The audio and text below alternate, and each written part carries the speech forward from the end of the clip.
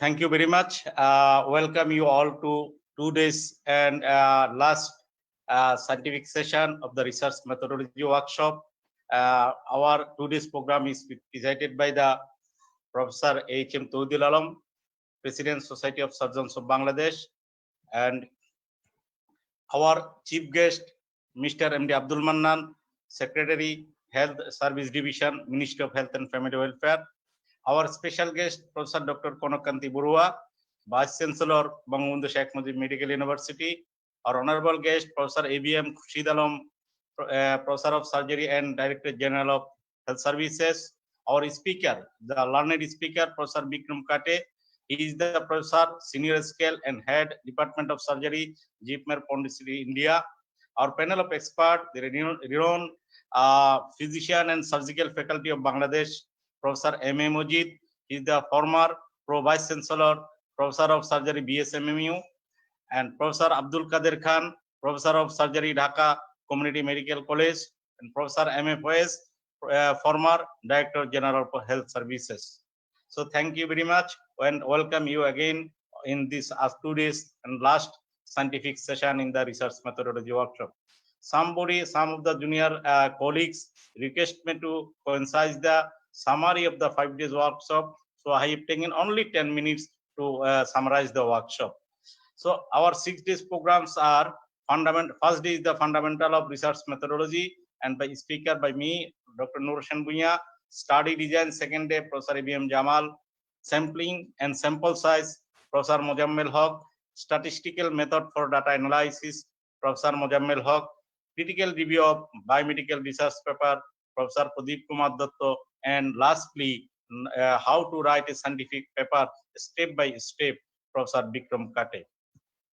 The day one is the fundamentals of research methodology. Some of the topics I just tell you. First we start the research. What is the research? And we show the one of the picture.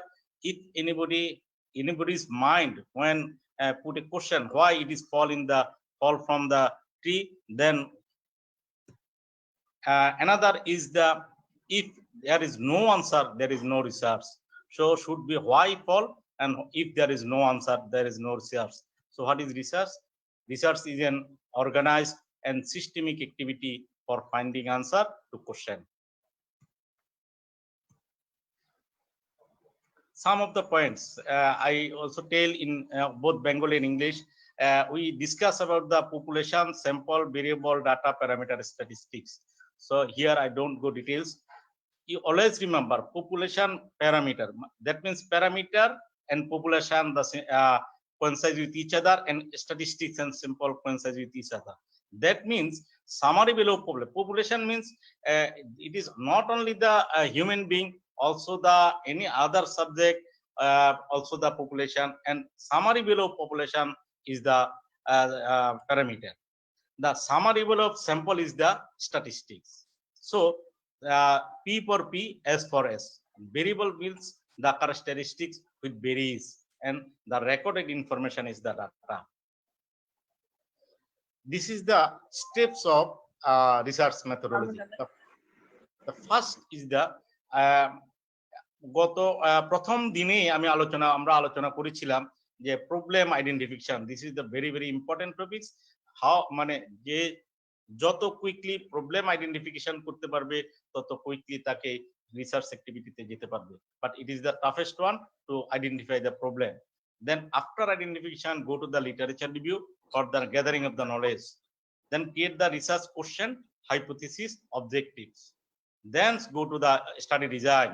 After the study design, you then go proceed on the sampling techniques, data collection, and then data analysis. The lastly the report writing. So the research is contribution to the new knowledge. দুটো জিনিস আমাদের সব সময় খুব জরুরি যে আমাদের দুটি জিনিস জানা দরকার। একটি রিসার্চ করতে গেলে আমাদেরকে জানতে হবে research question. What is research question? কোশ্চেনটা কি? কোশ্চেন হলো আমার মাথায় যখন যা আসবে, প্রশ্ন যখন জাগবে, দিস ইজ দ্য কোশ্চেন। এবং হাইপোথিসিসটা কি? এই কোশ্চেনের স্টেটমেন্টটা হলো research hypothesis. It should be plausible and it should be testable. আমি যদি একটি এক্সাম্পল দিই, Does chewing sugarless gum have any beneficial effect on the impact of fast food on the teeth? And আমাদের research hypothesis হলো chewing sugarless gum has beneficial effect on the impact of fast food on the teeth. তাহলে কোশ্চেনের statement হলো আমাদের research hypothesis. এই জন্য research question হবে যে রিসার্চে যে কোশ্চেনের উত্তর খোঁজা হয়েছে বা হবে। So writing A question means properly means half the answer found.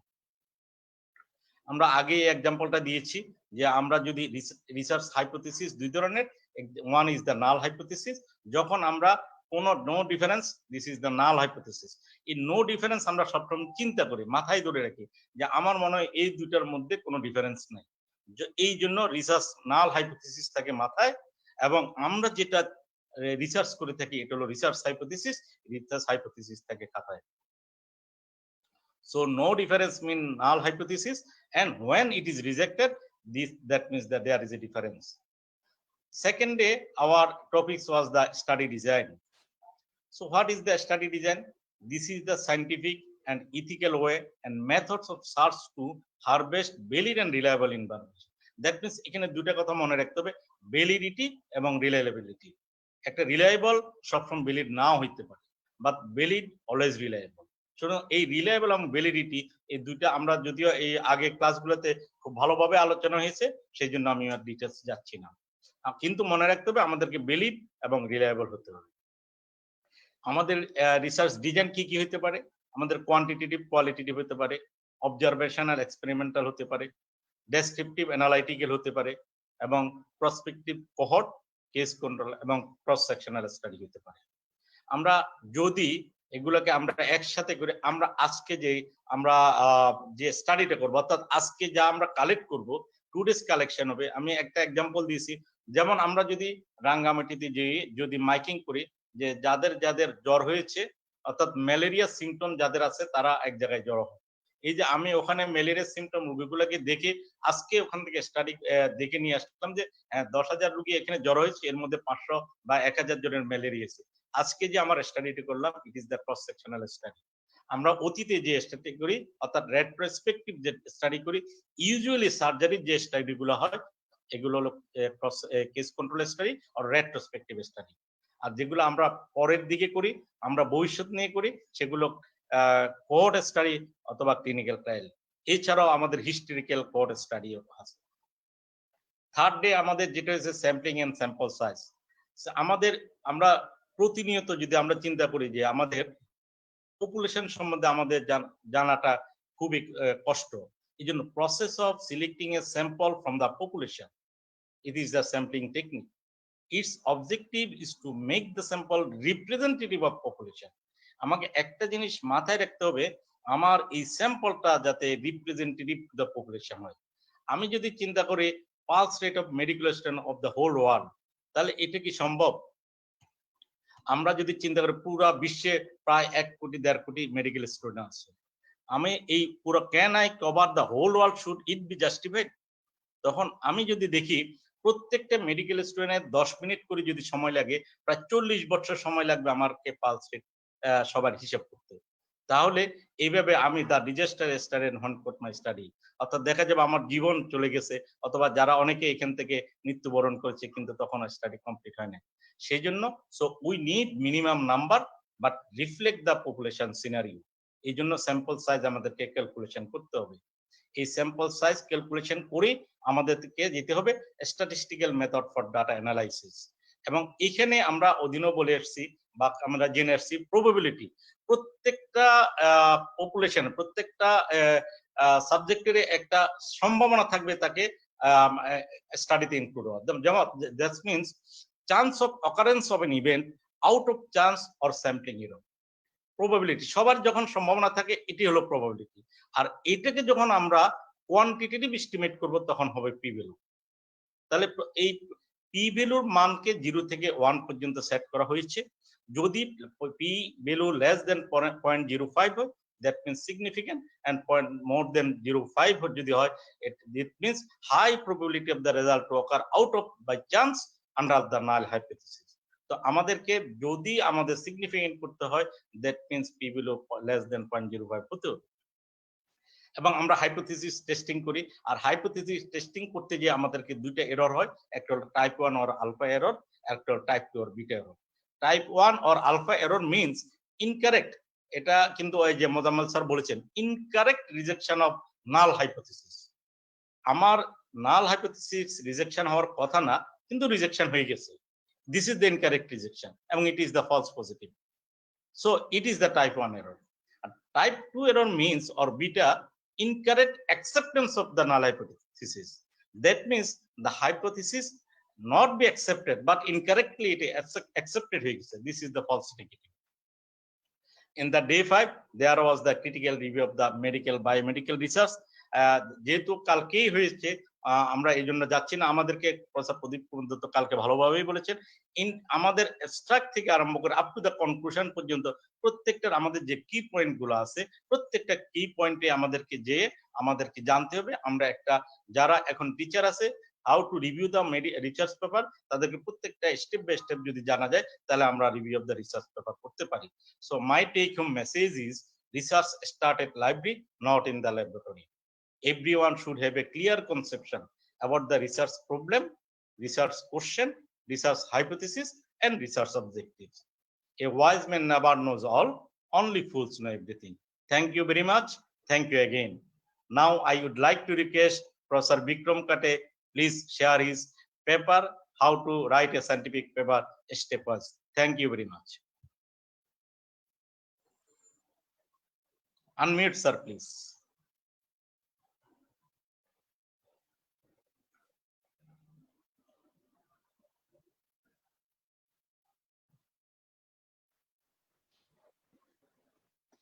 Thank you very much, Dr. Noor. And I would like to bring greetings from JIPMER, Pondicherry, India, for this very thought-over research program, which actually was very comprehensive and inclusive of all the topics which are very important to learn about research methodology.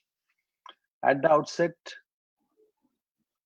I would like to thank the esteemed chief guest, the special guests, panel of experts, President, Secretary General, and all the office bearers of the Society of Surgeons of Bangladesh. And I'm very grateful for the privilege and honor bestowed upon me to invite me to their society to share some of our experience, what we have gained over the last 3 decades at JIPMER. Now, when it comes to our responsibilities, primarily all the surgeons, everybody performs the first one, that is clinical, very well. They are mostly involved in this all the time, throughout their life, throughout their career. Most of the surgeons now for the last few decades have given a lot of importance to academics. If you are attached to teaching institutions, then academic output is automatic. And the third part, which I have actually put in a different color when it comes to research, it is little differential presentation from all the faculty if you put across in many countries in the world. Some of them are very much interested, some of them are very focused, some of them are very dedicated, some of them they give less importance, and there are some, very few of course, who may not give any importance to research. Now when it comes to the trainee level, I have put a small cartoon there.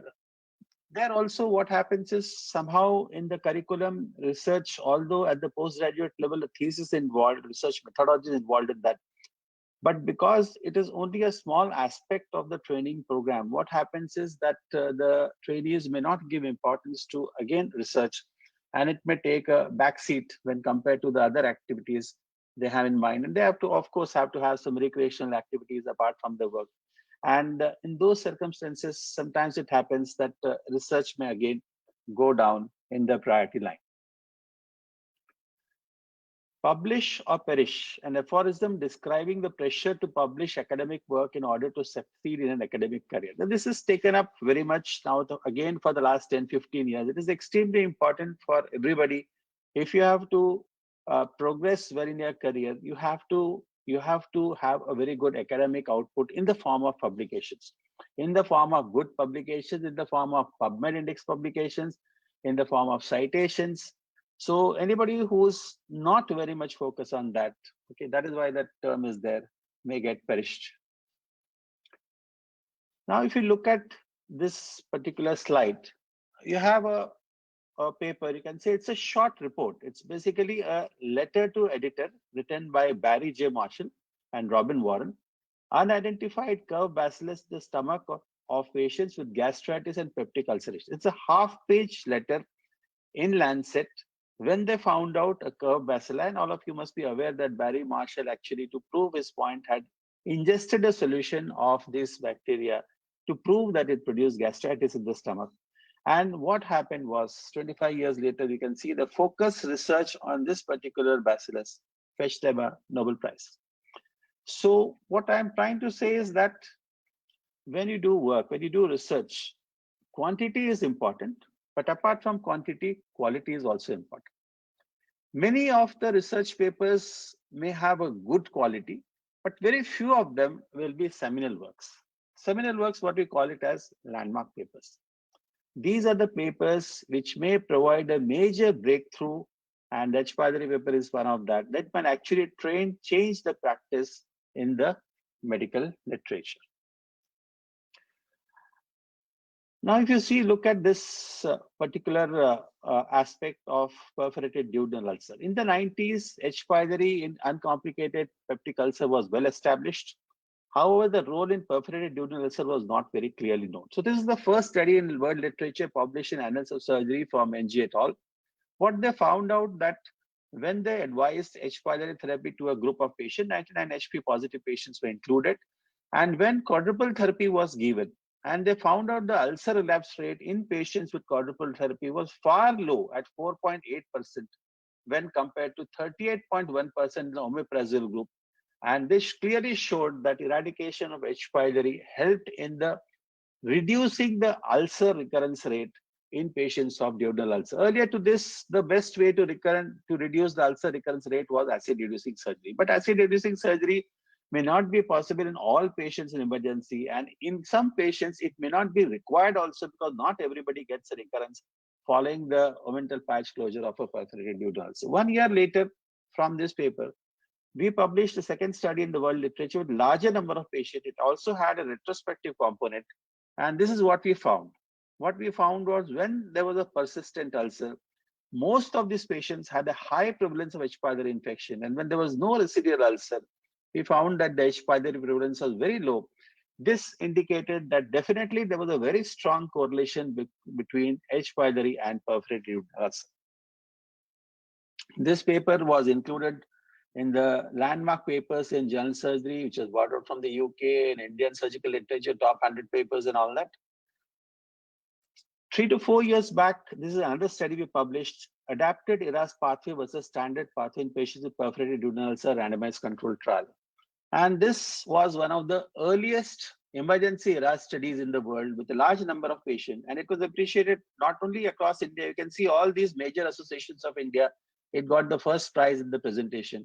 Also at the international level, this is the largest conference of Digestive Disease Week in the world, and there also this was selected as one of the premier abstracts, the lecture presentation. And there is a ERAS Society, and again in which it was selected within the top 6 abstracts in the world for the presentation. So what I'm trying to highlight is, if you have some novel idea, if you have some breakthrough, something which comes out of research, then definitely it can be a path-changing thing in the literature of medicine. Now you can see that this is the second study, and this is when it was published in 2018, that was the largest study of ERAS in the world for emergency category. And recently this meta-analysis come for ERAS. This is the first meta-analysis in the world right now, which has actually evaluated the ERAS in emergency. And this is a study which has been included. 4-5 studies have been included in that, and this has come. So what I'm trying to emphasize and highlight that landmark publications, breakthrough publications are important, and novel ideas actually can bring out a lot of changes in the practice. Now, this is one other landmark papers what we have published. We've done a lot of work. My mentor, Professor Anand Krishnan, he has worked for over the corrosive strictures in the upper GI tract. So this is the classification of corrosive strictures. You can see that it's a study of 30 years. And these are different classifications we have given. This is the type 1, and this is the pre-pyloric stricture and the Zantel stricture and all this. And then, of course, we also described the mid-colon coloplasty for corrosive strictures of the esophagus. So every paper or many of the papers cannot be landmark papers. They can be very few, but any paper, if we can actually get it into the literature, as just now Professor Noor just now mentioned, that the contribution of research to literature is extremely important. It grows over a period of time. And any type of contribution, if it is presented in a good journal, will definitely contribute to the literature in some form or the other. This is a classical triangle of levels of evidence, and we can see that the bias reduces as we go up from the expert opinions to randomized controlled studies. So what are the types of scientific papers that we can bring out? If you look at the right side, the case control studies, then we have the cohort studies, which is a prospective study, case control study, retrospective studies, cross-sectional prevalence studies, case series. And then once you have become very good, you've got lots of publications, you'll get invitations to write the reviews, systematic reviews, meta-analysis. And of course, on the top of the evidence, always it sits the randomized controlled trials. Most of these papers you can write in an IMRAT pattern, whereas when it is invited reviews and case reports, it is slightly different. You don't have the classical IMRAT pattern. I'll come to IMRAT pattern a little later on. Now, this is an advice to people who are initiated into writing, and who are not very much conversant with writing. So I will suggest that they can start with case reports and case series. Everybody has come across some cases which are very unique, very different from the conventional cases, can be reported. If you have many of these, can be presented as a case series. Then you can carry out doing case control studies. If you have a good data, retrospective data, prospectively maintained, cohort studies, cross-sectional studies. And once you have progressed well into this, then you can start carrying out the randomized controlled trials. Of course, the other ones, reviews and systematic reviews, always by invitation, reviews, systematic review, meta-analysis, and editorial. But once you have got publications, once you have got an area of focus, what happens is in all these things, you automatically get invites from the editors to write on these areas. This is my experience from the training of my residents and my colleagues, and what I view myself, what I have from my own experience, I can tell that if a person is writing an original article, full, from top to bottom, the original article, if you write a complete article, you can easily, for a good journal, of course, you can easily attain 60 to 70% of the art of paper writing, original article. When we talk of actually paper writing, we are always talking of an original paper. So you can attain this much of it. If you write the second one, again the same way, top to bottom, everything, first page to last page, under the guidance, of course, and you can achieve 70 to 80%. And if you write 3 full original articles, almost you have become a master of scientific writing. Almost 90% you can actually achieve the skill which is required for writing a original paper. So coming back to the preparation of a manuscript for scientific writing, a good manuscript, first thing what you have to do is familiarize with the journal requirements, instruction to authors. Very, very important. Now, what we do is we follow actually 2 strategies. When we are writing a manuscript, if we have an idea that this is going to go to this particular journal, then we follow this strategy. Otherwise, we prepare a master manuscript. Master manuscript means the thing is it is not tailored to a particular journal, but you have a master manuscript. Most of the journals, when you have to convert a master manuscript into that thing, it will not require more than 2 days. You just see the instructions and convert your master manuscript into that. Suppose that journal rejects it, you can actually reject that manuscript. You can discard the manuscript, again go to your master manuscript and use that master manuscript to convert it into the journal format of the next journal, what you're going to say. Because you see, this is an example. If you have to send a manuscript to Annals of Surgery, they require only first 3 authors and then you have to put et al.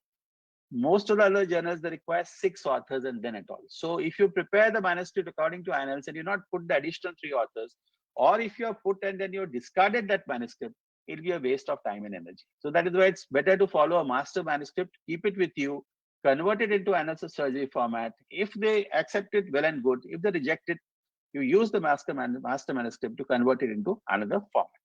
Now, attention to these details are very important. Once in a while, small, minor corrections while submission is accepted. But if there are major corrections, the editors might straightway reject your manuscript without undergoing a peer review, without actually not a question of peer review, without even undergoing an editorial review. So that is why it's extremely important from your point of view that you must see all the details of the instruction to the authors that are given to a journal. And this is just an example, this from Annals of Surgery.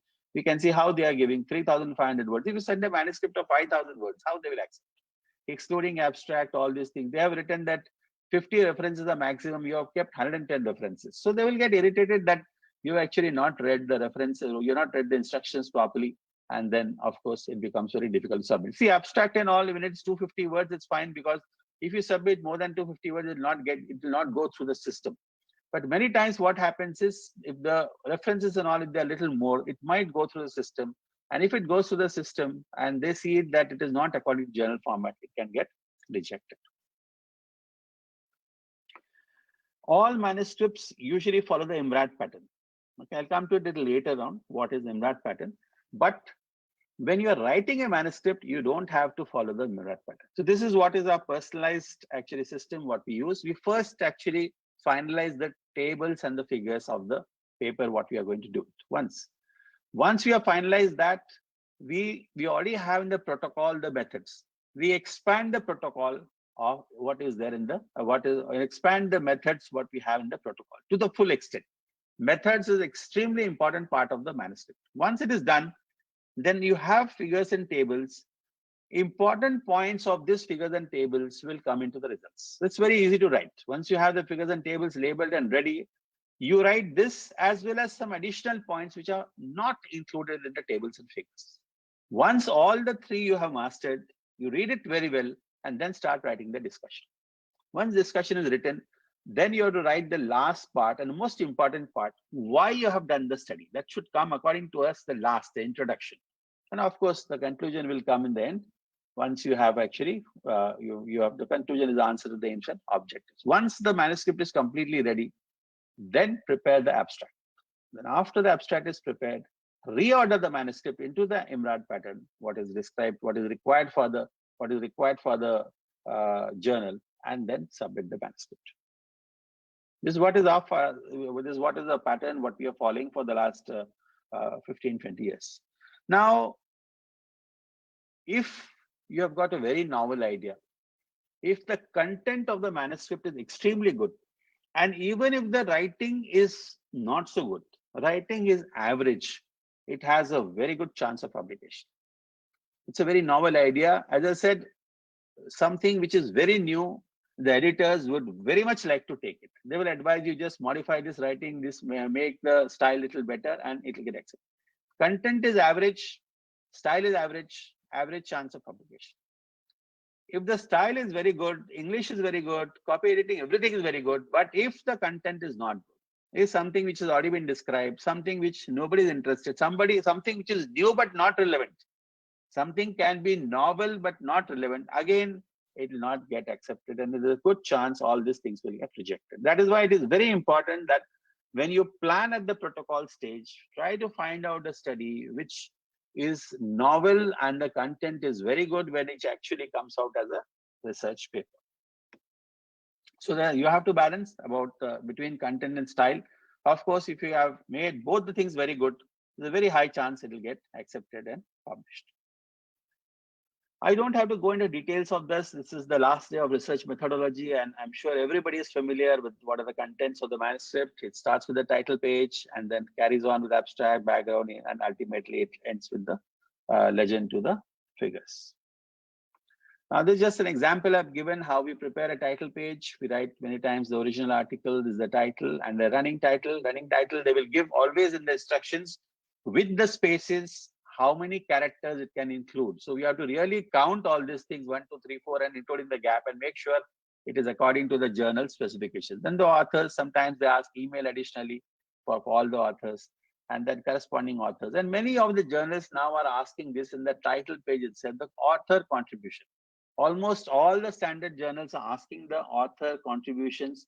Many of them are asking straight away in the title page. So you have to make sure that you read the instructions carefully and prepare the title page very properly. One of the points what you have to remember is many times the journals will say that prepare a separate title page, and the manuscript submission actually starts from the beyond the abstract, so that it becomes a blinded sort of review. This is what is IMRAD pattern. introduction, methods, results, and discussion. Now, when we look at what is IMRAD, the classical description of IMRAD is wine glass or hourglass model. That means the introduction is wide. It's a wide perspective, also includes outline of the study. Then we go to a narrower, more focused area of methods and results section. And then again, we widen the discussion, we widen the area of the manuscript. And that is why you have a typical wine glass or hourglass model. So broad introduction, broad discussion, and a focused methods and results. Now these methods and results belong to the author. Methods, of course, may not entirely belong to the author because these sort of methods might have been reported in other manuscripts, but the results certainly only belong to this particular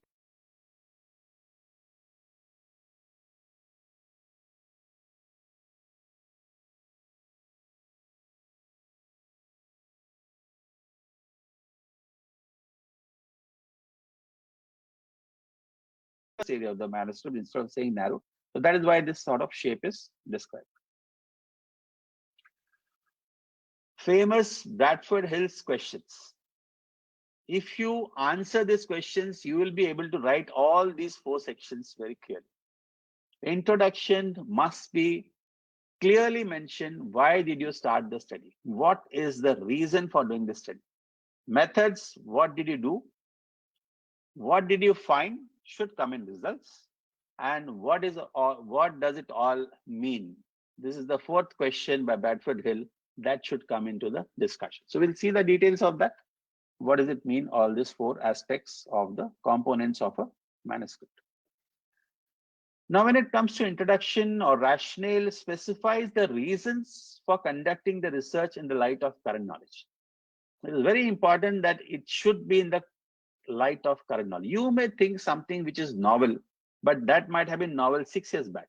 But you are sending the manuscript today. Is it still novel? Is it still valid? Is it still relevant? So this classically can be described in a funnel shape. So you start the introduction with a broad area. What is the condition of phenomenon investigated? How important, relevant it is? Come to a narrower zone. Which aspect of the condition of phenomenon is your focus?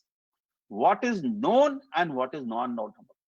What is known and what is not known? When you are actually describing a randomized controlled trial, if you are trying to do a randomized controlled trial and you are writing a randomized controlled trial, it will always, you have to put in introduction. People say A is good, some people say B is good, and it is not decided between A and B whether A is really good or B is equal. If it is established beyond doubt that A is better than B, there is no point doing a randomized controlled trial. If you have 2 or 3 meta-analysis indicating A is better than B, there is no point doing a randomized controlled trial to find out whether A is better than B or B is better than A. So that is what is very important. So what was the question the study was designed to answer? This is the point focus thing in the introduction. So this is the last part with the introduction, which will actually write down the aims and objectives of the study. So just to give you an example from some of our studies, if you look at this study, adapted ERAS pathway versus standard care in patients undergoing emergency small bowel surgery, a randomized controlled trial. So in this, the overall thing we are studying is, if you go back to this is ERAS part. This portion is emergency ERAS, and this portion is emergency ERAS in small bowel surgery. If you look at here, that is how it is. That we are studying ERAS, then the emergency ERAS, and as far as emergency small bowel surgery is concerned, the ERAS, emergency ERAS has not been studied. Actually, this is the first study in the world right now, okay, to the best of our knowledge, which is actually commenting on the emergency small bowel surgery ERAS procedure. Similarly, you have another study, this was a few years back we published, where early oral feeding versus traditional feeding in patients undergoing elective open bowel surgery we conducted on that. So this was about feeding, which was a broad area when it should be started. And then the focused area was following elective open bowel surgery, whether it can be carried out. Now, if you look at this study, okay, this efficacy of single lead versus single lead intestinal anastomosis over double lead anastomosis open label randomized controlled trial. So here, although there were some studies which said that single layer works as good as double layer, people are not willing to practice, and most of the surgeons still practice the classical double layer anastomosis.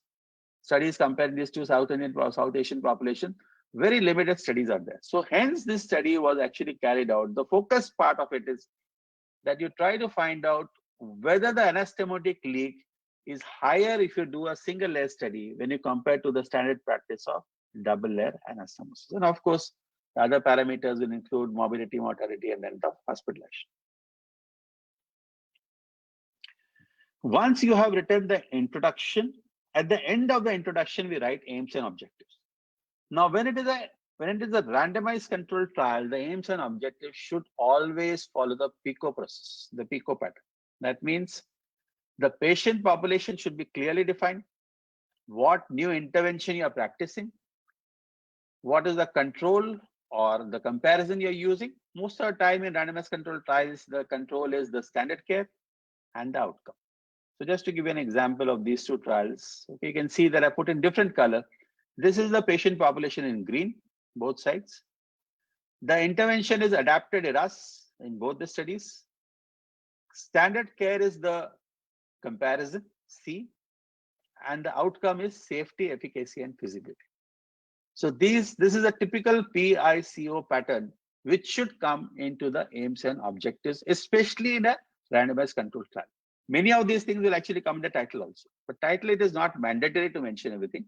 Of course, some people also add the time factor to it, in which time you'd like to assess. PICOT, it's called this. This is another study. We wanted to find out the effect of perioperative high oxygen concentration, whether it reduces the complication rate in elective colorectal surgery. So you can see here, this is the last part of the introduction, the last 3 lines of the introduction.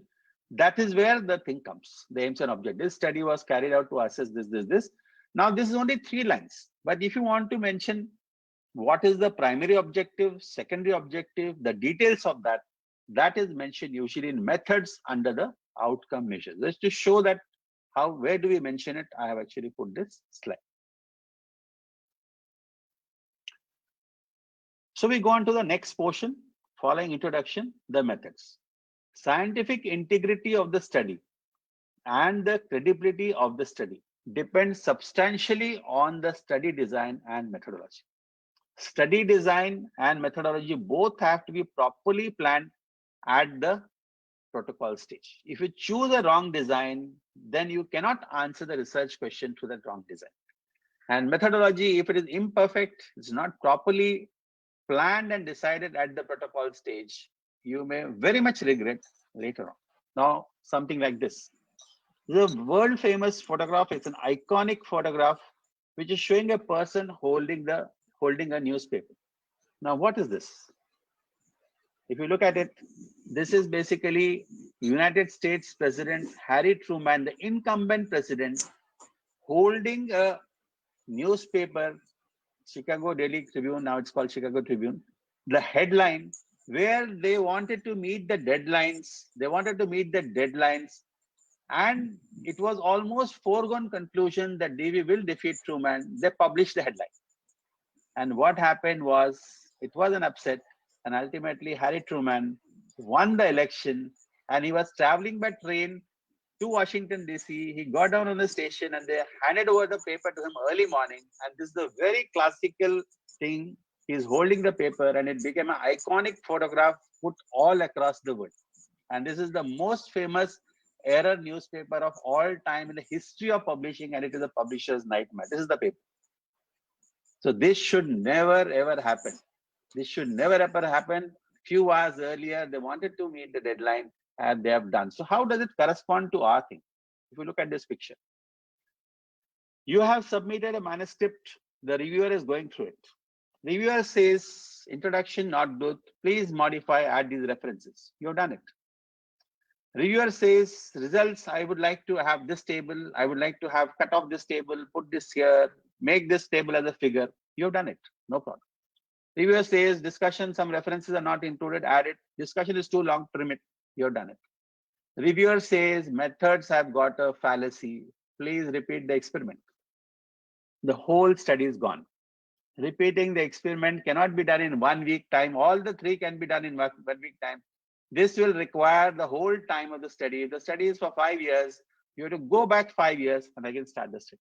In other words, you have to restart the study, and 5 more years it will take to finish the study. If the study is for 6 months or 1 year or 2 years, again, it cannot be done in 1 week time. So that is why this is the line I always mention. Method section in a manuscript is irreversible. I'm not talking about writing of the method section. I'm talking about if there are fallacies, those fallacies can never be rectified because they have to be rectified in the protocol stage. These are the causes of rejection of a manuscript. And the top will sit the methods. Now, so many manuscripts I have reviewed. 80% of the questions from the reviewers are always focused on the methods. If there is a problem, severe problem in the methods, the manuscript is rejected. Results, of course, sometimes could be a cause and discussion could be a, but usually they're linked to this. You may find 5 fallacies in methods, then 2 or 3 in results, 2 or 3 in discussion, and overall the editor sees this, too many fallacies are there and will reject. Of course, introduction, references, and style of English are considered as minor concerns. So the most important concern is the method. So that has to be absolutely perfect. So that is why it's important that when you're actually designing the protocol, when you're planning the protocol, correctly design the study, which will answer your research question. Whatever you're planning, that is very important at that stage. When you're writing the method section, I just only told that's the main cause of the worry. So even if you have done the study properly, you're supposed to write it properly also. Otherwise, again, the many defects can be found in the study. So if you should always write under different headings. It's always helpful. Study design, mention the setting, mention the details of the patients, study procedure, primary and secondary outcomes, and last should be statistical analysis. After that, usually the results will start. So we always prefer in this particular, I'm giving the repeated same example so that's easy to understand. Now you can see there, this is the study design. Single center, prospective, open label, parallel arm, superiority randomized controlled trial. The setting is given tertiary care hospital in South India. So these two are mentioned. The registration number is mentioned because now from 2000, I think 8 or 9 onwards, all the interventional trials have to be registered because the number has to be put. If the number is not there, you just cannot proceed in submission. The asterisks will be mentioned there. And without the CTRI number, you just cannot proceed. It's absolutely mandatory. I will suggest that even if it is not a randomized controlled trials, International Journal of Surgery wants a number for that also.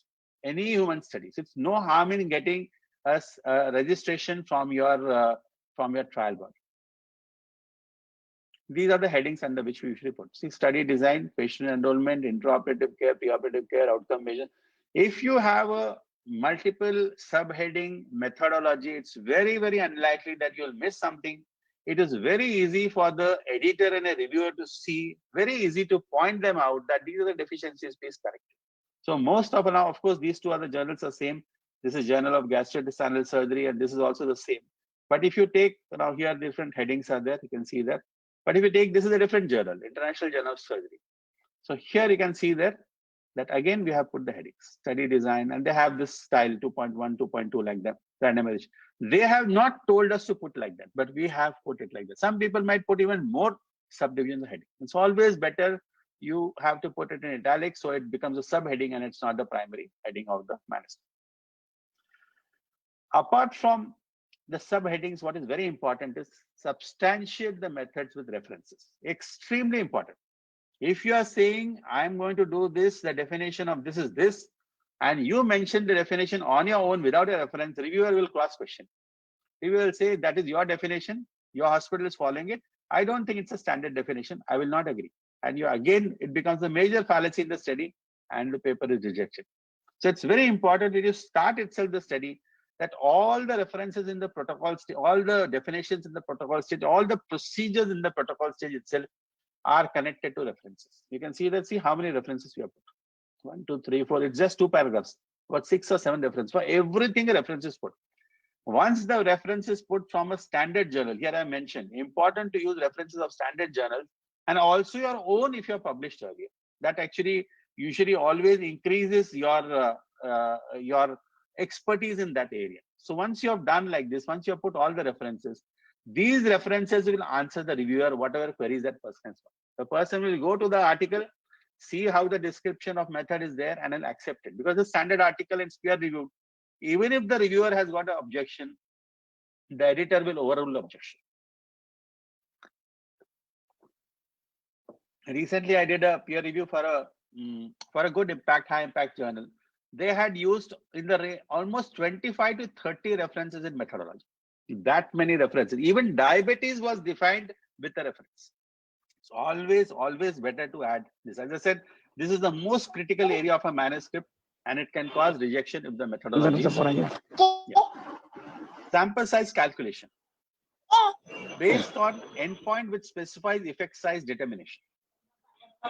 Estimate sample size at enrollment and assume loss. So I'll just explain it a little later. Now, just now, Professor Noor has already mentioned what is type 1 and type 2 error. Very, very important that you have adequate sample size. Sample size is basically based on you have to calculate based on the expected difference. Expected difference, meaningful difference, which is carried out, which is you have to determine. If you do not have adequate sample size, in those circumstances, they are likely to commit type 1 or type 2 error. False positive, just now it has described. Getting a difference between the groups is a more dangerous error when it is not there. Missing a difference between the groups. Please mute all everybody except the speaker. Please.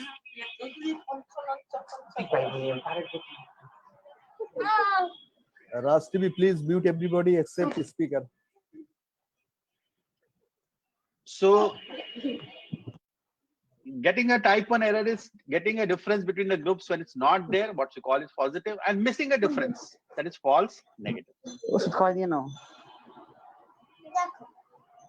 Now, this is again an example. This is again an example of how to calculate the sample size. The length of hospitalization. The primary outcome alone was used for power. That is what usually is used. A patient in a particular study, you can have more than one primary outcome.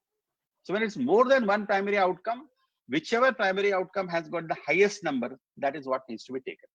So sample size was 45 in each group was calculated, and then based on this is the power of the study. It can be usually 80 or 90. The reference has been put and the dropout rate. With that, we have calculated the sample size. So this is what is usually used. Now here the effect size is 2 days. That means if the clinician feels there is a reduction by 2 days of the length of hospitalization, it is a good enough reduction. Once you have decided that, go to the published studies, find out what is the number required, use the formula for statistical calculation, and then determine the sample size. You can see here in this particular thing. This was the study which was used as a base. 26 was the sample size, and with the dropout rate and all, it was made 13 each arm. So totally 60 patients were included in the study. This is very, very important, because if you do not do this, you will be committing these errors. And if you commit this error, you have found a difference, but actually there's no difference. It becomes a very problematic error, because you are discarding the standard care treatment and accepting a treatment actually which is inferior to the standard care treatment. That is why it's very risky to actually carry out commit a type 1 error. Type 2 error, of course, you may miss the good treatment, but somebody else will find it out later. What is called as the beta error, the power of the study. Then we come to the third component, the result section. It is the highlight of the manuscript because it's the most unique part to this particular study. You see, even the methods you may follow which others have used it, but the results what you get belong to your study only. So you have to put the results in the text part, and as far as possible, all the important results should come in the table form. So in this randomized control trial, the primary and major secondary outcomes are included. This is the primary outcome here, and this is the major. The adapted errors group, standard group, the mean difference, we have put a column so that it's very easy to understand the differences rather than you ask the people to readers to calculate how much is the difference. And then of course, this is the p-value, and for every p-value, you have put a confidence interval. Sometimes you may have a p-value which is significant, but if the confidence interval shows that actually the null value is crossed, or it's very close, you may not actually accept the results of the p-value. That's why it's always better to put the CI, but it's optional. Now many of the journals are only putting p-value and may not actually put the CI in the table. So similarly, another one you can see here. Similarly, this is the other paper, and we have put all these things, okay, p-value and the confidence interval. Some things may not be described very well in tables, so you have to use the pictures. So this is what is the peak expiratory flow rate. This is the picture. and ERAS protocol, in which actually we used the respiratory prehabilitation versus conventional perioperative care. So what was found out that when the prehabilitation, respiratory prehabilitation was used, definitely the outcome was better in the ERAS arm when compared to the conventional. So that is what was found. This was a study in which following phrase procedure, it was decided to find out in patients with CCP whether there is improvisation in the islet cell function. And what was found? You can see that plasma glucagon level. You can see that it was 26, and it was definitely raised following phrase procedure. The decompression definitely improvises. It not only reduces the pain for the patient, but also improvises the islet cell function. So what are the tips for writing results? Don't confuse with discussion conclusion. Never ever give an interpretation in the results. Never ever give, because that's a part of conclusion. Never ever write something about methodology and results. Immediately a smart reviewer pointed out, this is methods, it should not come in results. So that becomes an erroneous result. No references unless you are writing systematic review meta-analysis. Provide the highlights of the table with p-values and significant variables. It's not that everything that a person has to read into the table. Of course, that doesn't mean that you should duplicate all the important aspects, only you write down. Everything which is there in the table should never be duplicated, because it becomes a double thing. All good journal space is at premium. So they would like to have a condensed version of the scientific paper rather than expanded version. And as I said, there is always a word limit. So you can use it optimally, and you need not put something which is duplicate. Be specific and show the implications and relevance straightforward and not indirect. It should be very easy to understand. There could be some negative findings. Don't hide it. Side effects also could be there. So you should put all these things. Otherwise, what will happen? It will be biased results. And then, as I said, we never give any interpretation.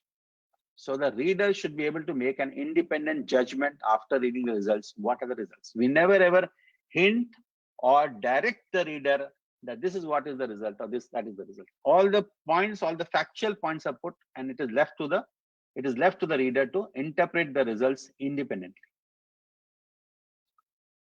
Then comes the last part of the IMRAD. Now, the beauty of discussion is the most difficult part to write in a manuscript, but no manuscript, that is to my knowledge, I feel, will be rejected on the basis of discussion. Discussion is like a story of the manuscript. So if the story is not so good, the reviewer will say, please modify the story, please add this, subtract this. And if the reviewer finds the methods and a very novel research study and the results are very good, that's very, very unlikely that discussion will lead to rejection. But that does not mean that you do not write a good discussion. And this is from experience. We have found that this is what should be the pattern of writing a discussion. It's a difficult part to write, but if you divide it into these parts, it becomes very easy. Summary of the results, point out the knowledge gap and how your results have actually bridged the knowledge gap. Compare with the available study. Sometimes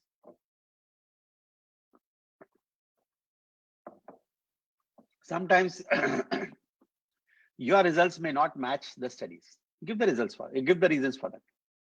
There will be always limitations. If you point out your limitations before the reviewer points it out, it is always considered superior, because the reviewer knows that the authors also are aware of these limitations. You should always write it. And then, of course, the strengths also you should mention of the study, and then it comes to conclusion. So if you follow a particular pattern, this pattern, it is not at all difficult to write the discussion. So if you see our paper here, this is the summary. We never mention numbers because the preceding section is the results. 7-8 lines. Then these are the deficiencies we are mentioning. The previous published study, that was the only study actually published for emergency at that time. How we have bridged the deficiency and how our results are adding to that. Then, of course, comparing with other studies, and then limitations and conclusions. Always, all studies will have some limitations. So you mention your limitations and then in conclude. Similarly, this study also, this is a recent study. So here again, this is a summary compared with others, how it has bridged, and then limitations, and then discussion, summation or summary. I mean, the summation or conclusion. So that is how the flow is actually put forth in a discussion. Then it is not at all very difficult to write it. Many people will ask me, what do you write in conclusion? Very easy. Conclusion are answers to aims and objectives. You just turn the pages, go to the aims and objectives. Whatever research questions you have put, aims and objectives 1, 2, 3, 4, just reply to that based on your findings and results becomes a conclusion. So here the objectives are, the objective of this study was to evaluate the feasibility and efficacy of ERAS pathways in patients undergoing emergency simple closure of perforated duodenal ulcer. This is the answer for that. Efficacy of the was established by significant reduction in this. That's all. And this is a very good, feasible, and safe procedure. So it's an answer to the objectives. This is a systematic review we have written. Wanted to find out whether sequential therapy and standard triple therapy, what is the current evidence in literature? What are they saying? Whether the one is better than that, or one is sequential better than triple, or both are equal. So what we wanted to find out here is efficacy, adverse effects, and the cost between the two. And this is the reply. Sequential therapy appears to be cheaper with no increase in adverse effects. So we are given answers to these two things and has good efficacy. Although we have put a rider there. We put a rider that as most of the studies are coming from Italy, actually the sequential therapy was described from Italy. And many of them are coming from Asia. All the 12 studies said that sequential is good. But since only these two countries, these two areas, these two regions of the world are saying it is good, other region studies are very limited. We have given a guarded reply there, guarded conclusion that many more studies would be required to actually say whether sequential therapy is superior to standard triple therapy. But still, we have given a conclusion. Negative studies, publication bias. So a lot of people feel that if you have not found a p-value that is significant, you have not found a difference, what you intended to find, in those circumstances, it's a failure of the study. And now nothing can be done. It will not get accepted, it will not get published. This is what will happen. This is called as file drawer syndrome or file drawer problem. Because it's a negative study, you will store in the drawer or a file, put the file in a drawer and forget about it. But is this correct on the part of the scientists? If you do this, you lead to publication bias. Now, what is publication bias? Publication bias, whenever you are doing a meta-analysis, you have to actually find out whatever studies you are included, you will put them through the funnel plot. Now, if you look at these dots, these are the studies. Now, there are 8 dots on this side and maybe about 5 or 6 on this side. So it shows that the treatment works. If you look here, there are 8 where treatment works and 1 is saying that treatment does not work. Now, is it really 8:1? Or people have not published the studies which are negative, which say, see now this 8 people have said treatment works. There could be 11 people, 11 studies here who may say treatment does not work. See, this gaping hole is there. This is classically is suggesting a publication bias. So when a publication bias happens and the funnel plot becomes like this and it is not like this, then you cannot dogmatically say that the treatment works. That is what is the importance of knowing about the negative studies and publication. And this is the experience from our own study. This is a negative study. This study was which was carried out to investigate the effect of perioperative oxygen therapy, whether it reduces surgical site infection in patients undergoing elective colorectal surgery. And what we found, it didn't actually help. It didn't help. There was no significant difference in the rate of SSI, whether we use perioperative high oxygen or the conventional oxygen. So it's a negative study. But look where it has got published. Not only in Journal of Gastrointestinal Surgery, it has been included into SSAT plenary session of 2018 conference of Digestive Disease Week, the SSAT conference. So it is not at all necessary that negative studies get rejected and the negative studies are not published. Because when we publish these negative studies, other people will not repeat this study and will actually save the resources. And plus, it will also balance the publication bias.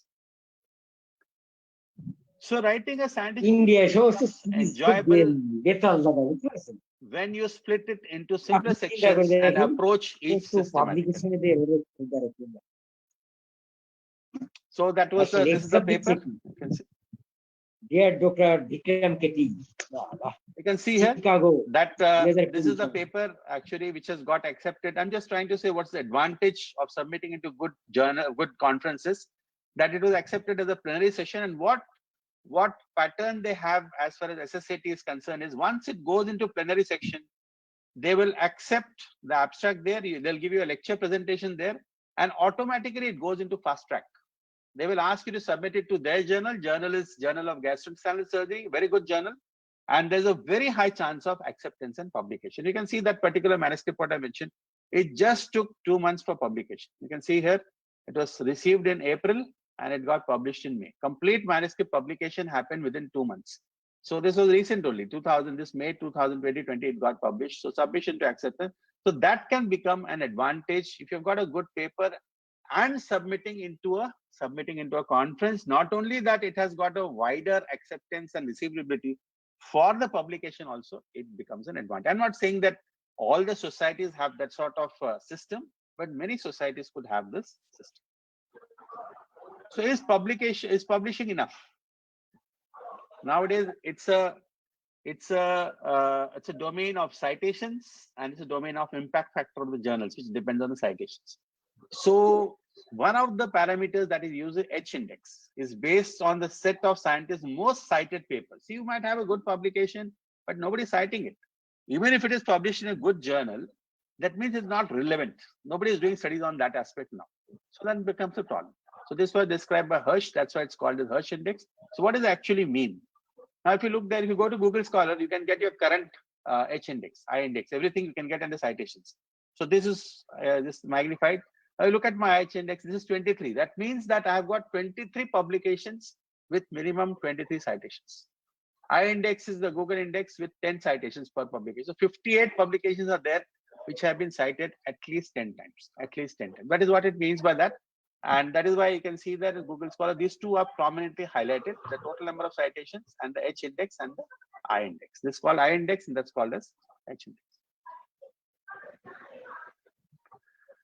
You don't have to start with a bang always. That's what I presume. I always tell my students, this is how I started. I started at the end of my senior residency, not even at my PG level. So many of my postgraduates are very much ahead of me. They're publishing at the PG level. And this is a case report. In Indian Journal of Surgery, I started with that. And you can see that in the last 3-4 months from June to September, we've got 5 publications in good international journals and 4 of them are randomized controlled trials. So you can start with whatever you want to start. You can start with whatever time you want to start, but always start. And over a period of time, if you're consistent and persistent, things will work out well. And then you can actually have a good number of publications. If you have good number of publications, it brings the recognitions. Because nothing else will bring recognitions more than the publications. Because as I'm saying, I'm giving a talk to the Bangladesh Surgeon Society also based on my publication. Because even if I'm a good surgeon and even if I'm a good communication person and all those things, but the wider receptivity always goes to publication. When you publish in journals, a lot of people read at the national, at the international level. So that is why it's extremely important that the publications should be done. You may be doing good work, but unless and until you publish it, not only for your personal thing or for your institute, for the science and literature, today you are there, tomorrow you may not be there. So it is very important that it should be documented. And of course, recently I was also elected to this research committee of the Society of Surgery for the Alimentary. This is the one which I said is the Surgical Gastroenterology Association of the US component of the Digestive Disease Week. And of course, when you publish, then only you get the reviewer invites. As I said, when it comes to reviewer invites, it is all based on your publication. The editors will see, they will actually scan through the thing, who is the expert in that area, who's got publication, and they'll send you all these reviews. And over a period of time, you'll get the expertise. The advantage of reviewing is that you'll know how very good high quality papers are written. From that, actually, you can improvise your own writing. That is what actually it becomes. You can note down the points how they're writing it. As I told recently, when I was talking about the journal, I said it was the Pancreatology Journal where the paper had come and it got 20-25 references. So when we were writing a paper, we made sure that all those references, a high number of references, documentation was included in the methodology so that it will always be beneficial to substantiate the methodology by evidence. Some books also we have written. This is on international platforms, Springer Nature, writing and publishing a scientific research paper. And of course, this is very important for the students to start their research thesis writing for master's and PhD program. And of course, we have written it at a level where what difficulties we face, that only we have put into it, because there are hundreds and thousands of books on paper writing. but we made sure that what difficulties we face and how we have overcome. Practically that we have put, and fortunately, it's actually become a very popular book right now across the world. So thank you for your kind attention, and I'm very happy to take the questions, and it's really a big pleasure to actually share some of our experience to the prestigious Bangladesh Society of Surgeons. Thank you very much. Thank you.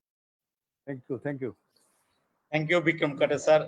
Thank you very much. Really a fantastic presentation, and it is a step-by-step presentation from you and we have, and our colleagues, junior students, or the teachers, many teachers here. Everybody learned from your lecture. Thank you very much for your Thank you very much. It's a pleasure. wonderful lecture about the scientific paper. Now, before going to the panel of discussion, here the many of the senior faculty or the faculties junior here. Any question from any of the side? Please put the question. Any question?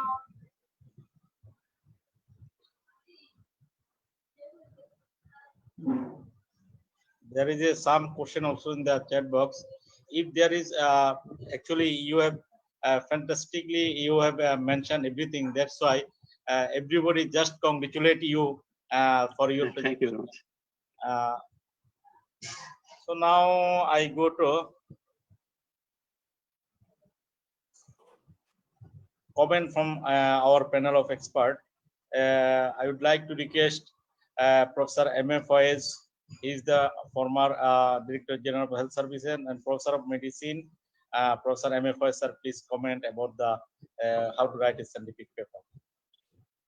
Thank you. Professor Nurushan, am I audible? Yes, sir. Yes, Yeah, sir. yeah. Please continue. Thank you. Thank you very much. It is indeed a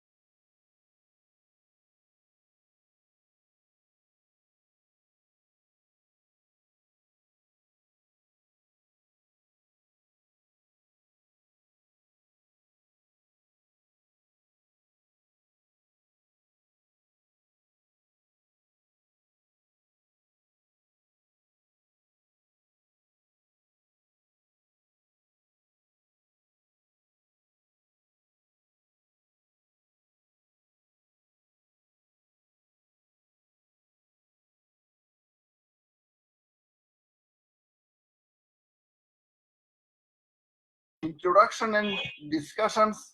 These two parts are very subjective, and the methodology and results, these are really objective. And it is something like a sandwich, the hard part and soft part. The outer two parts are introduction and discussion. The inner soft parts are the methodology and results.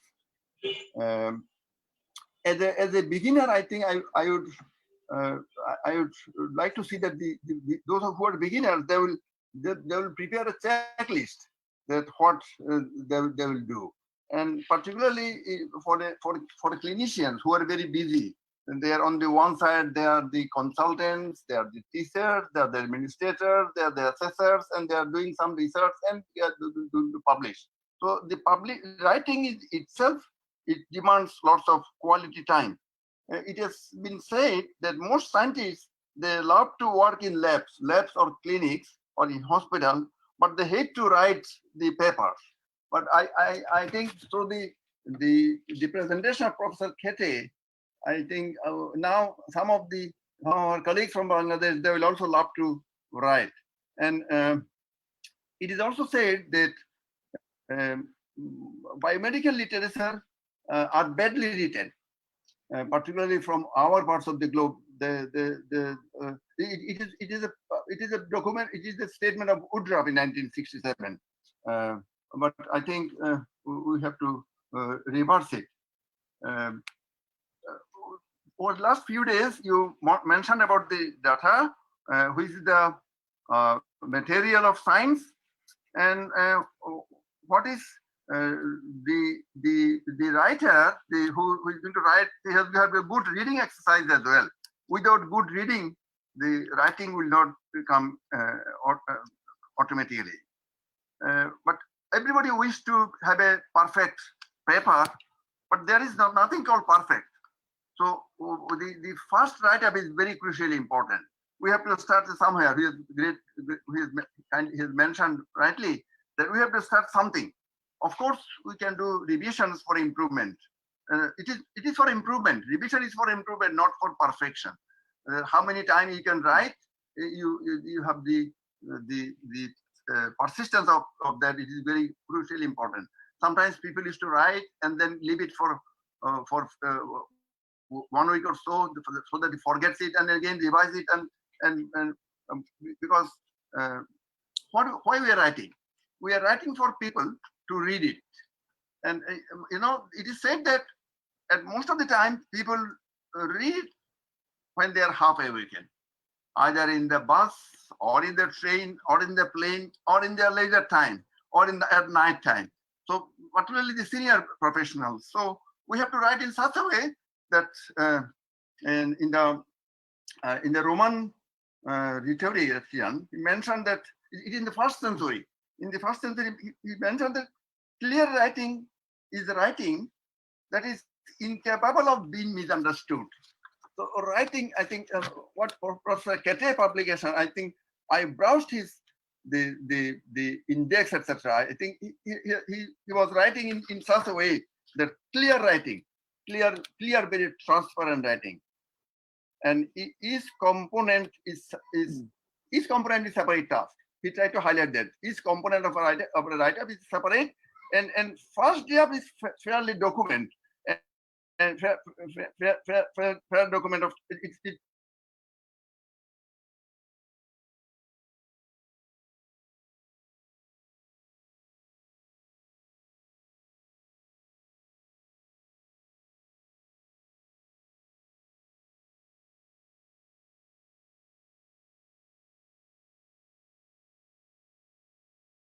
This is the time we keep it for less precious time. Now this is the most important part of your achievement. So everything you need, you need to everything you need while you start writing. Someone, particularly I like to say for the beginner, that the data, the table, the figure, reference, along with coffee or tea, whatever you like. Then you have to have some separate time for 3 to 4 hours, and also rightly mention which journal you are trying, so that you have to manage that. But hardest part is not ending the writing. Hardest part is starting, and so the hardest part is starting, and start with the easiest part. Easiest part is, he has rightly mentioned, the methods, and then results, and then discussion, and last about the introduction. Of course, it may take even few years to complete the whole task, starting from conceiving the ideas to doing the work and then writing the manuscript.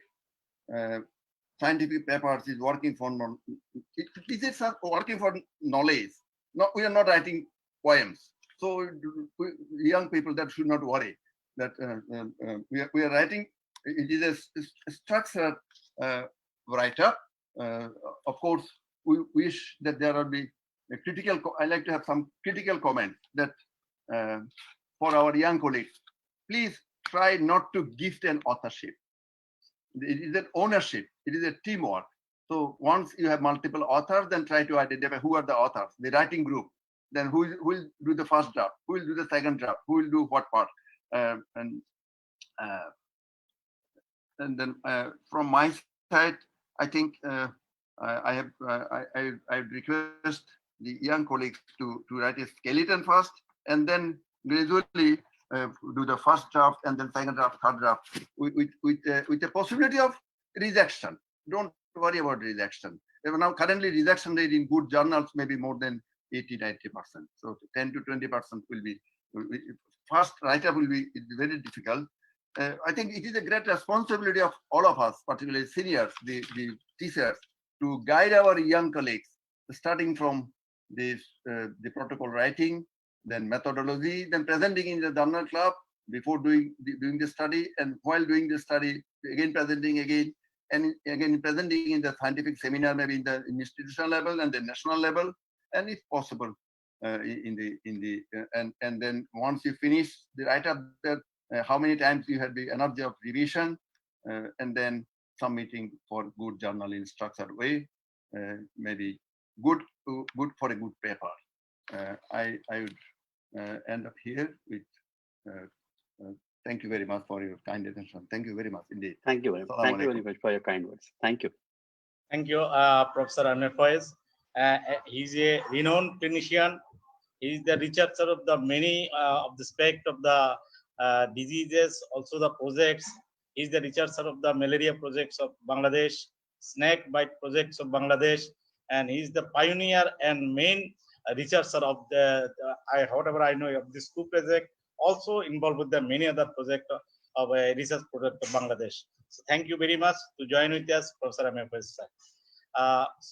Sir, one of the question, one of the junior surgeon, he put a question to, what are the criteria of writing a titles to write a scientific paper? What are the criteria of writing a title? Title of scientific paper. How to write a title? That's Yeah, what yeah. you're saying?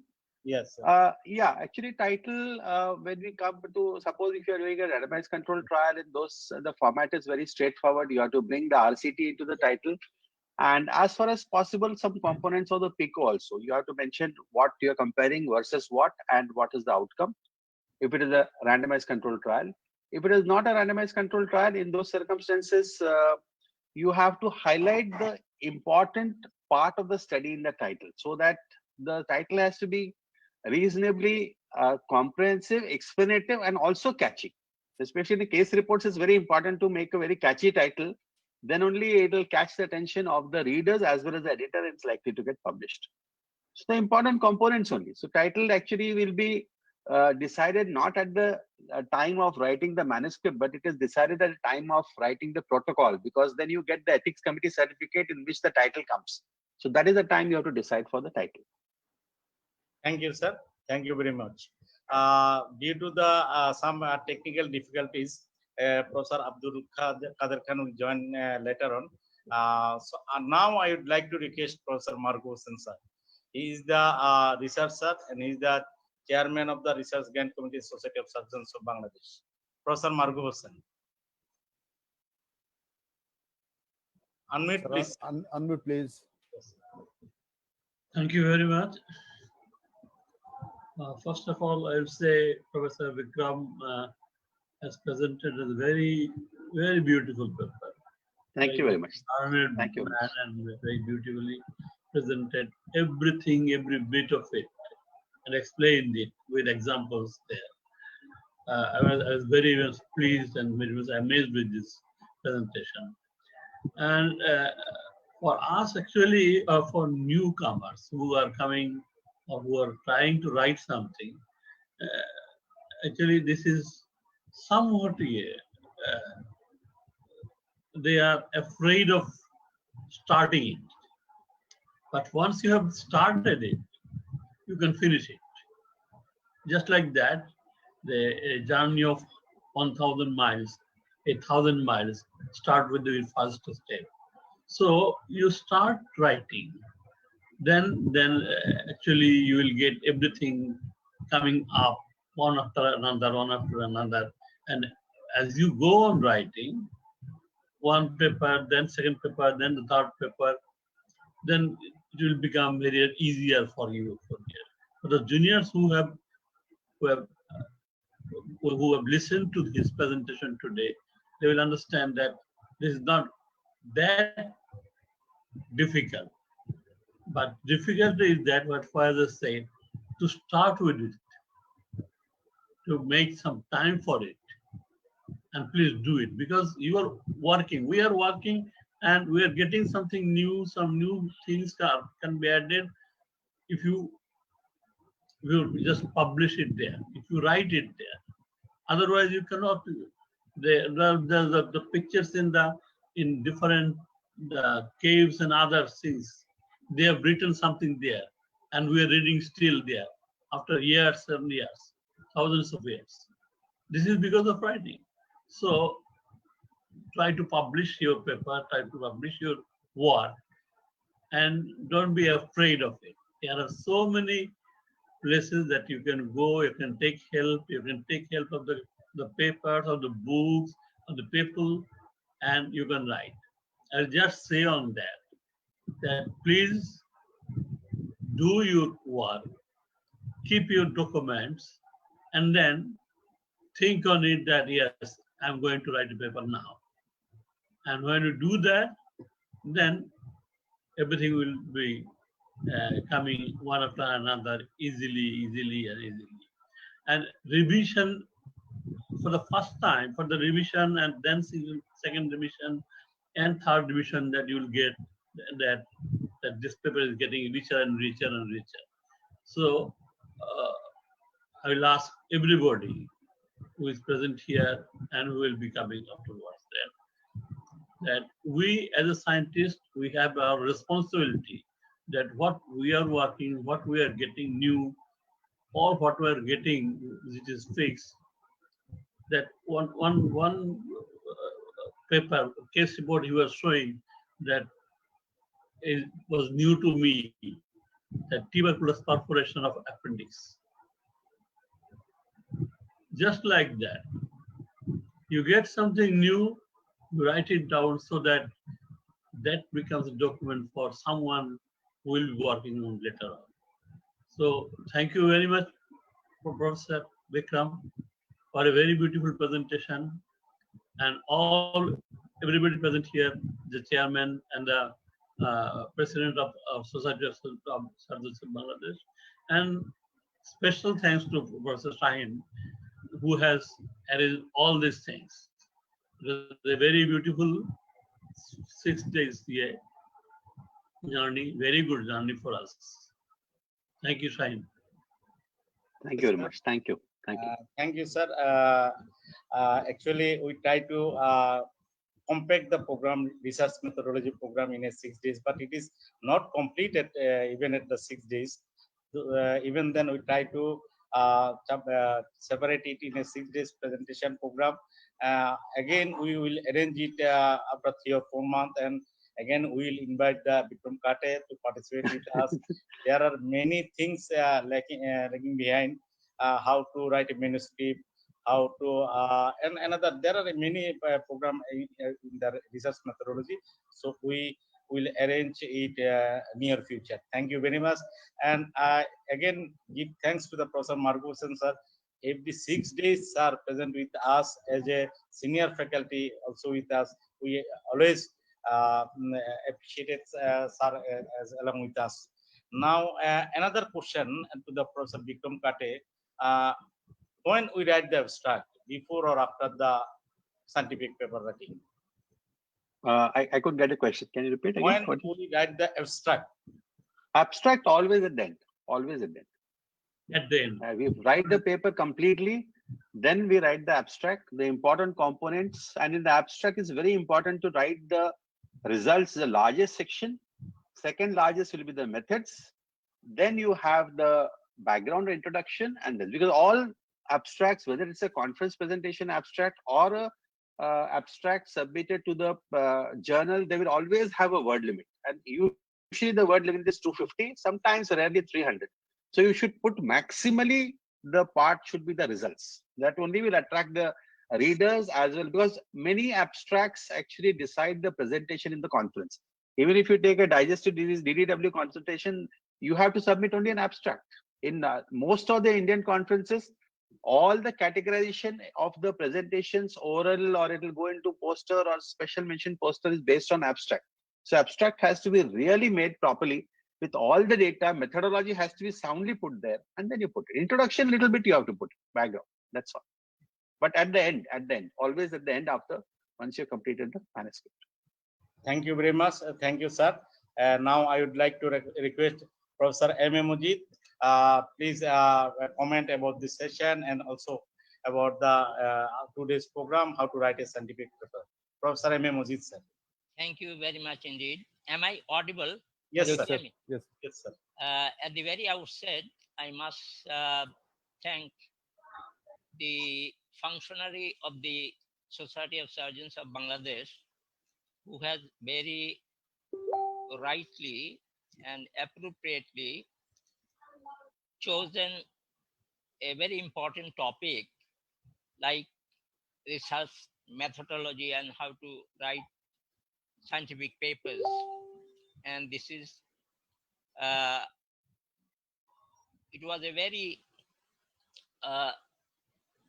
important decision of the functionaries of the Society of Surgeons, especially the president and the general secretary, to decide on an important issue like writing scientific paper.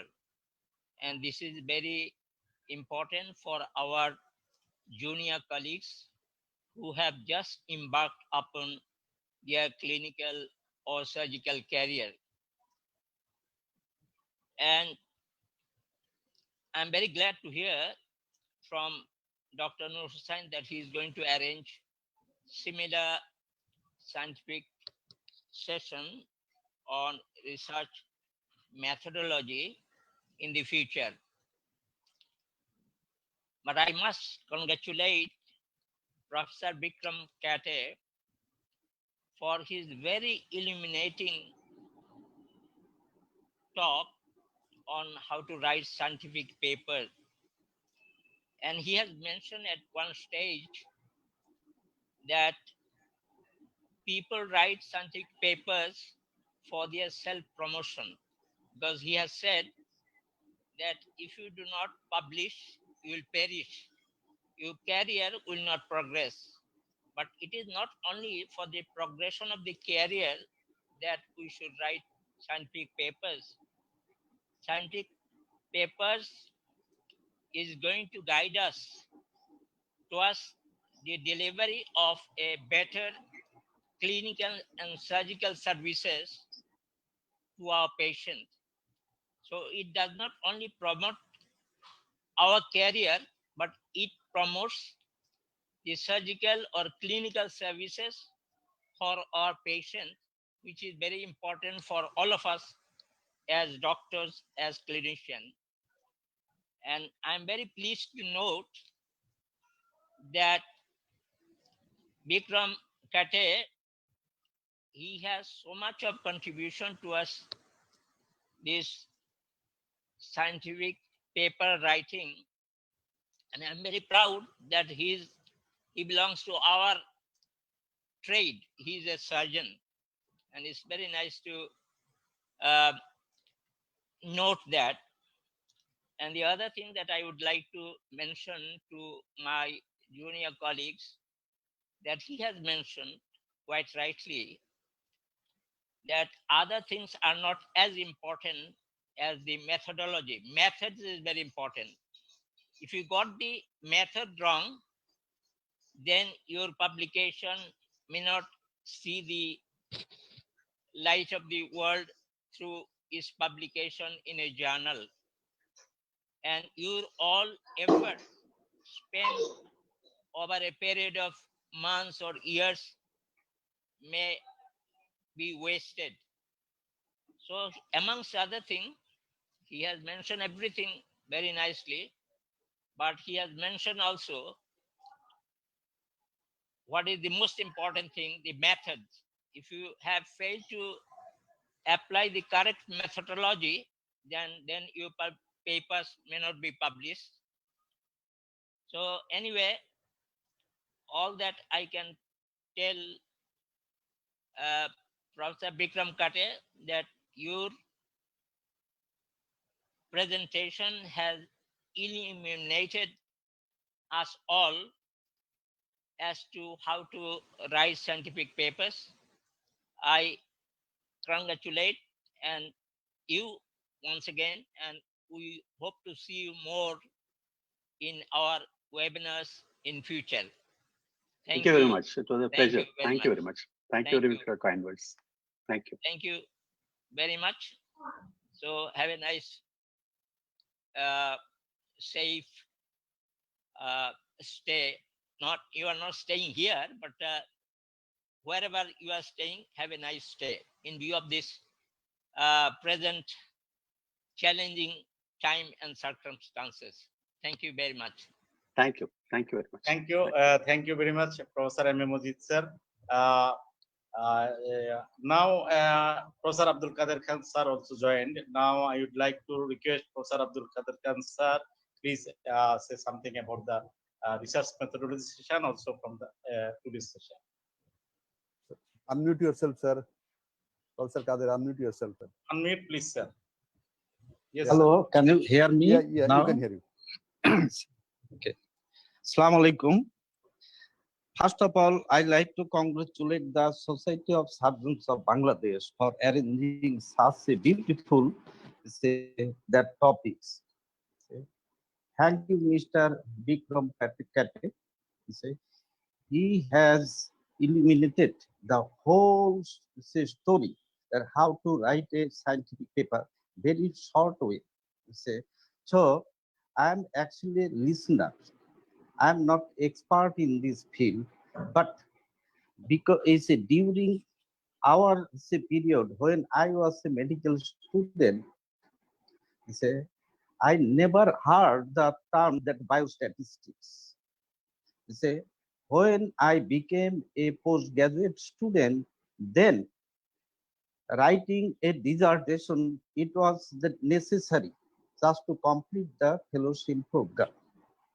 Then I just came to know that for writing a dissertation or scientific paper, you need to know the methodology.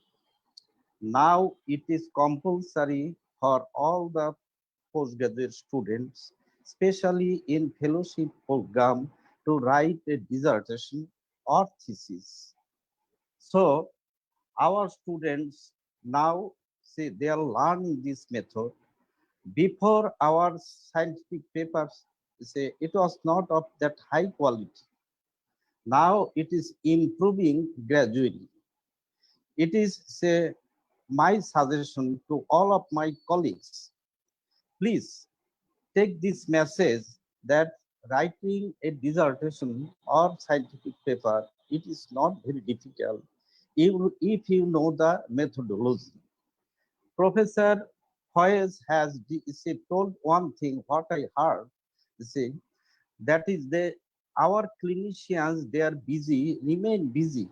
So hardly they write a paper. Yes, if you ask me to perform 100 gallbladder, just I will glad to do it. But if you ask me to write a scientific paper, I will think 3 times. Can I do it? One of our late professor, Professor Shiraj Jinnat sir, just after returning from USA, when I was a postgraduate student, he told, dear students, that my younger brothers, if you want to survive, then you have to publish. What Professor Bikram also told that either you publish or perish. If you do thousands of operations, it is not of any use. If you don't publish it, nobody will recognize you in future. So it is my request, please take this message, just encourage our students, encourage our junior colleagues to record all the, say, that is what they are doing their work. Say all the medical, that is scientific paper, it is rewriting. Say just to and what he is doing, he is say, writing it, just adding some advanced methods, advanced development, and customized it on your own way, so that making his own publication. Say, so with these few words, I like to conclude my speech, and I say again like to thank you and thank Dr. Bikram for his nice presentation. Thank you. Thank you very much. Thank you. Thank you. Thank you, Professor Abdul Qadir Khan sir. Actually, with the surgeons, also the clinician, very much busy with our activities, our surgical activities, clinical activities, but it is the attitude towards the research methodology program. So if we divert our mind, or we attitude our mind towards the research methodology, so we can do it. Now I share the one of the attitude program, so we can change our attitude to make our successful research methodology program.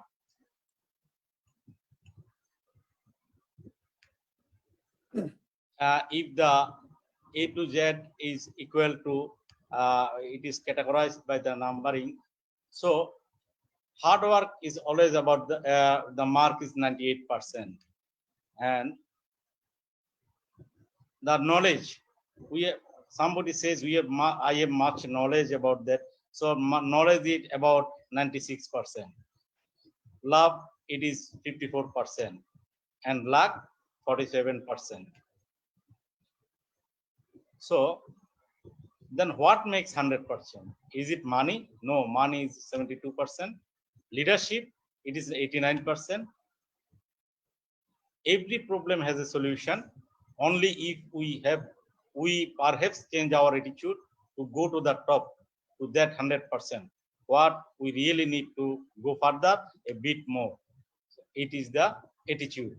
So attitude means up to the 100%. So it is our attitude towards the life and work that make our life 100%. Attitude is everything. Change your attitude and you can change your life. Thank you very much. Now it is the time for our chief guest and our one of the special guests, Professor Khurshid sir. Is both of them busy with the meeting in Prime Minister office. So I just now I talked with the Secretary sir and busy sir. So they may not be possible to along with us. Now I would like to request, always, as I say, he is our guardian and he always with us, Professor Konok Kanti Burua. He is the Vice Chancellor of Bangabandhu Sheikh Mujib University. Professor Konok Kanti Burua sir, please say something about the whole 6 days ending program. Honorable President of the session, Professor Tohidul Alam, and the Honorable learned speaker, Professor Bikram Kate, and the panelist, my teacher, Professor M. Majid, my friend, Professor Margoof Hussain, and Professor Abdul Qadir Khan, and also Professor M. Foyes, and the participants, ladies and gentlemen, very, very good evening to you all. It is my honor to be present in this August session. I was overwhelmed by the presentations by Professor Bikram Kate. He has mentioned everything, every aspect of how to write a scientific paper, from starting from the title to title, abstract writing, at the same time introduction, methodology, uh, results, discussions, and everything, and conclusions, and at the same time the referencing and everything he has mentioned. And he has elaborated in such a way that it was so simple, and it has entered into our mind in such a way that it will be difficult to forget some of aspect of his presentations. I do congratulate him for his wonderful presentations. I think it will be very useful to our participants. For us also it is useful, for younger generations also it is very useful. I congratulate the organizers for organizing 6 days these learning sessions on research methodology, starting from 19 to till today, on different aspects. And I congratulate all the speakers. Professor, Dr. Nur Hussain Bhuiya Shaheen, first speaker on 19. Second speaker was Professor ABM Jamal. Third speaker and fourth speaker, the same person, Professor Mozammel. And fourth speaker was Professor Pradeep Dotto from Chittagong. And the last one is our guest speaker, Professor Bikram Chatti. I congratulate all of them for their wonderful presentations. Thank you for inviting me. It is a great honor for me to be present in this August gathering. I also congratulate and thank gratefulness to the panelists. Thank you very much. Thank you. Thank you. Thank you, sir. Professor Konokmanti Burua. Actually, every 6 days are with us, and sir, I always appreciate us to continue the such type of scientific program. So many thanks from the core of our heart, of my heart, and from the Society of Surgeons of Bangladesh. Now, I would like to request to conclude his speech. Professor A.H.M. Tawhidul Alam is the President of Society of Surgeons of Bangladesh. Please give the concluding speech. Thank you, Dr. Shaheen. First of all, I'd like to thank our chief guest, Mr. Abdul Mannan. Though he is not with us, he consented to be with us, but unfortunately, because of some national program, he's busy with other meetings. Hopefully, we'll get him in our future program. And secondly, I'd like to thank our Honorable Vice Chancellor, Professor Konokmanti Burua sir, because as a guardian of our society, we get every time for the last 6 days he was with us, and he has listened every presentation and he has interacted with the presentation. Sir, thank you very much for your kind presence in spite of his busy, very busy time. And lastly, our Director General of Health, he was also supposed to be with us, but he's also, I think, busy with some national program, and hopefully we'll get him in near futures. And we had today 3 renowned panelists with us. Professor M.A. Majid, ex-Vice Chancellor Bangabandhu Medical University, Professor Abdul Qadir Khan is a Professor of Surgery, Counselor BCPS, and Professor M.A. Faiz, the former Director General of Health Service. And all are very renowned persons, renowned in their field, and particularly Professor M.A. Faiz is also a researcher in our country. He has got a few original work. I know he is doing research work in malaria and other area. He is doing original work in Chittagong Belt, and he's an author in this aspect. Thank you all expert panelists to be with us. And lastly, today's main attraction, our speaker, Professor Bikram Chatti. I thank him very much. As a surgeon, I have seen his experience and that he has shared with us, and really we are very much encouraged as a surgeon, busy surgeon, still he can spend some time on research methodology and research technique. He has written several books and he has lots of publications, and he have got the many contribution on this aspect. And really with his presentation, I am benefited. I have learned many things from his presentation, and definitely our senior teachers, they have refreshes their mind from his presentation. And I should say to the junior doctors, particularly students of postgraduate students, for whom we have arranged this program, they will be benefited very much, because if they start from now, then they will be like him at certain point of time, because we have lost a lot of time. It is not possible for me to become Dr. again like Professor Bikram Kate, but our junior surgeons, they have got enough time, and if they follow our seniors, definitely they will be able to do something for our nations. And fortunately, among our surgeons, there are a good number of surgeons. They are working on this field, and they are doing better. And there are lots of people expert in our country also. And hopefully, with their collaboration, and in future, we will again invite Professor Bikram you again in our next program, so that we can enrich by your knowledge and your experience. Thank you everybody. Our other senior professors of Bangladesh, like Professor Maghrib Hussain and Professor Ashraf, and other senior professors are there for your kind presence and participation. Thank you everybody for your kind patience hearing and kind presence. Thank you. Conclude Karan, sir.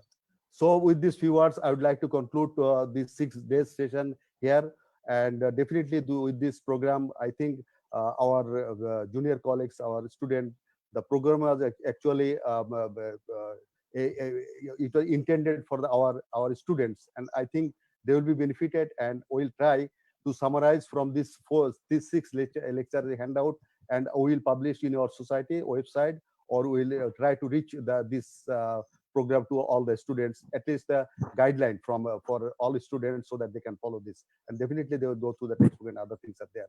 So with these few words, I conclude this session for today. Anybody want to take? Anybody has got any comments or anything? Somebody raised hand. Dr. Kamrul Akhtar, do you want to say anything before concluding our session? No, sir. Oh, so you raised your hand. So thank you everybody for your presence, and hopefully we will meet again. Thank you, Professor Bikram again. Thank you, sir. Greetings from Bangladesh. Greetings from Bangladesh. Thank you. I bring you greetings from Pondicherry.